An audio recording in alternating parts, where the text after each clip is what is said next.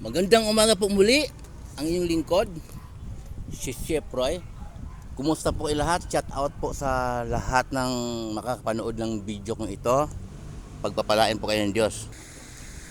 Sa umaga pong ito, pipintuhan ko po kayo tungkol sa kalooban ng Diyos. Tungkol sa kung ang gusto ng Diyos, kung ang nais ng Diyos. Minsan po kasi pag sinabing kalooban, parang hindi na pinapansin. Tungkol sa gusto ng Diyos or nais ng Diyos. May mga nagpo-post po ng salita ng Diyos na nagbabasa po ng Bible. Pero yung iba naman, katulad ko po, nagbabasa ako ng Bible, nagpo-post ako ng salita ng Diyos. Natural lang po yun na mayroong magko-comment na yung comment naman ayos, amen, mga ganun ang comment. Salamat sa bahagi mo ganun.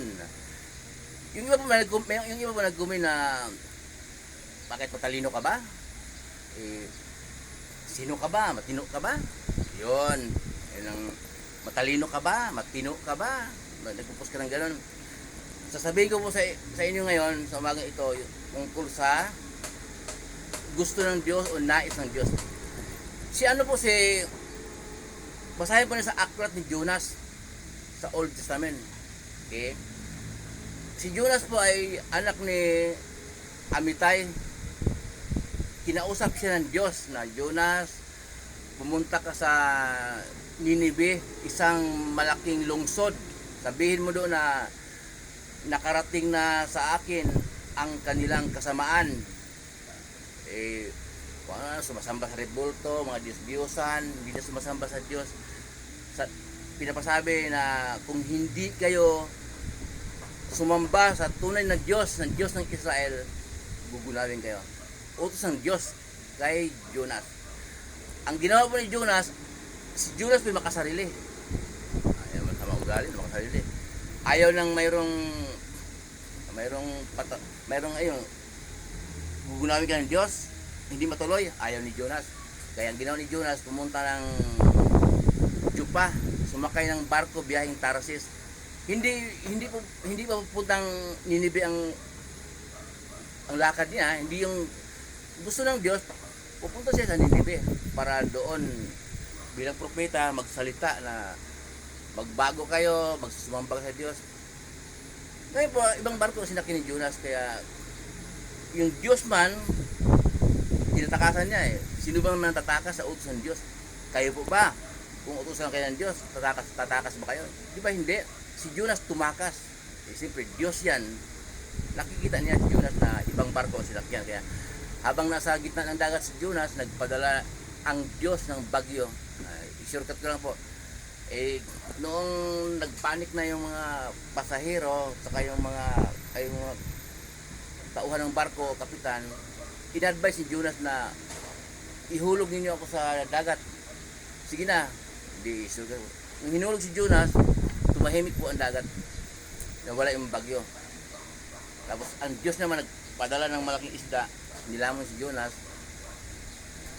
niluwa doon sa Ninive. Pagdating sa Ninive, muli siyang sinabihan ng Diyos na sabihin mo na doon sa mga taga Ninive. Ang nilapitan po yung opisyal, ayun, buti lang yung gobernador ang nilapitan niya. Gobernador ang nag-utos sa mga taong sanay sa hirap na mag-ayuno, magdasal. Sanay sa hirap yun, magdasal, magdamag man, sanay sa hirap. Yun.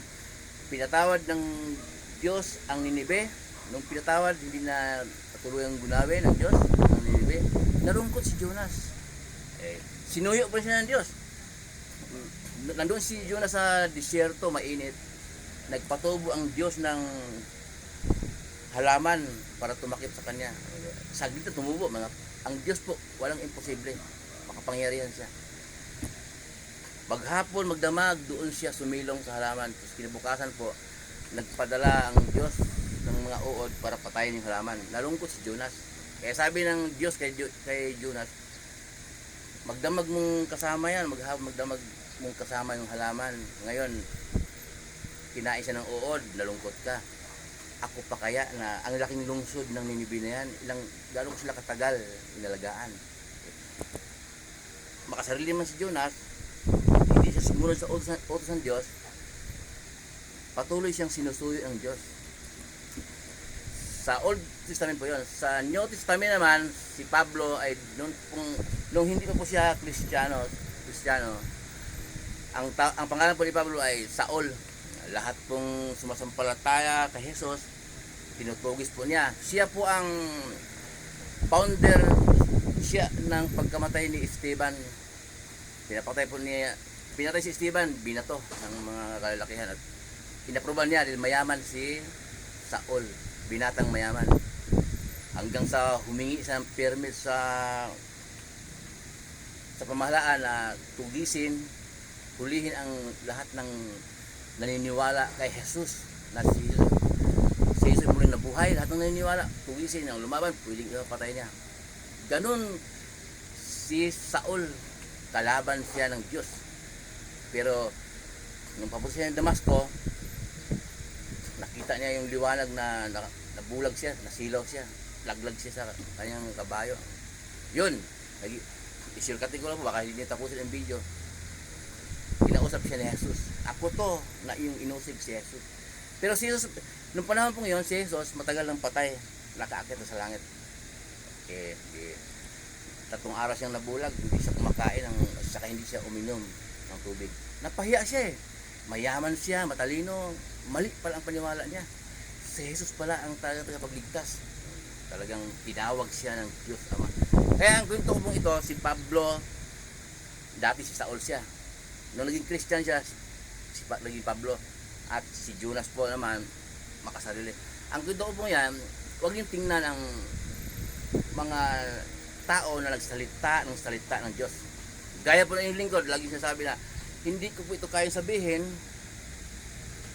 kung hindi ako pinagkalooban ng Diyos ng banal na Espiritu upang manguna po sa akin na magpaliwanag ng salita ng Diyos. Malay ko ba? Hindi ko na alam to. Pero ang personal kong pagkatao, hindi po ako nagmamalinis. Tinutuyo din. Minsan, lalo pagka mag-drive lang minsan, pag na-traffic, tinutuyo din. Sa war, saan man. Di ba? Baba.